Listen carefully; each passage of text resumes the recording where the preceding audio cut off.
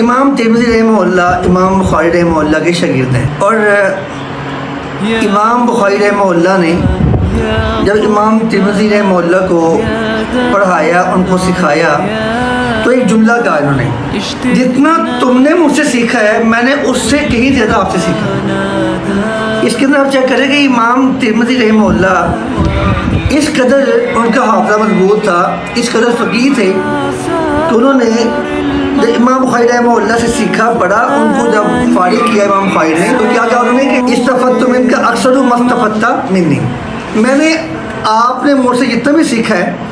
میں نے اس سے کہیں زیادہ آپ سے سیکھا ہے۔ اس چیز سے مجھے یہ چیز نظر آئی کہ اگر شاگرد واقعہ اس قابل اس کی تعریف کرنی چاہیے، لیکن استاد کو بھی عاجز رہنا چاہیے۔ اکثر میں دیکھا کہ اکثر اساتذہ اپنے شاگردوں سے ان کے فہم کی وجہ سے، ان کے تفقہ فی الدین کی وجہ سے حسد میں آ جاتے ہیں۔ تو ہمیں امام بخاری رحمہ اللہ کی جو عاجزی ہے، ان کی تواضع ہے، ہمیں یہاں سے سیکھنا چاہیے کہ اگر شاگرد کسی قابل ہو تو استاد کو اس کی تعریف کرنی چاہیے، اور واقعتاً ایسا ہوتا ہے کہ ہم اپنے شاگردوں سے اکثر سیکھتے ہیں۔ جامع ترمذی ہے،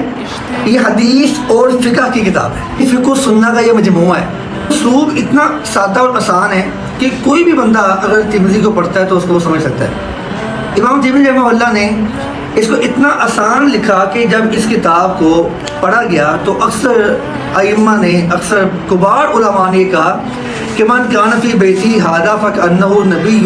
یتکلم فیہ، جس گھر میں جامع ترمذی کی کتاب موجود ہے وہ سمجھے کہ رسول اللہ اس کے طرف خود ہم کلام ہے۔ اس کا اتنا آسان فہم ہے، اس قدر یہ سہل لکھی گئی ہے کہ عام پڑھنے والا بندہ بھی اس سے فائدہ اٹھا سکتا ہے، اور یوں سمجھے کہ یہ بندہ مسائل امام ترمذی سے نہیں سیکھ رہا، بلکہ جیسے وہ اللہ کے پیغمبر سے سیکھ رہا ہے، اور نبی اسلام اس کے گھر میں کلام کرتے ہیں۔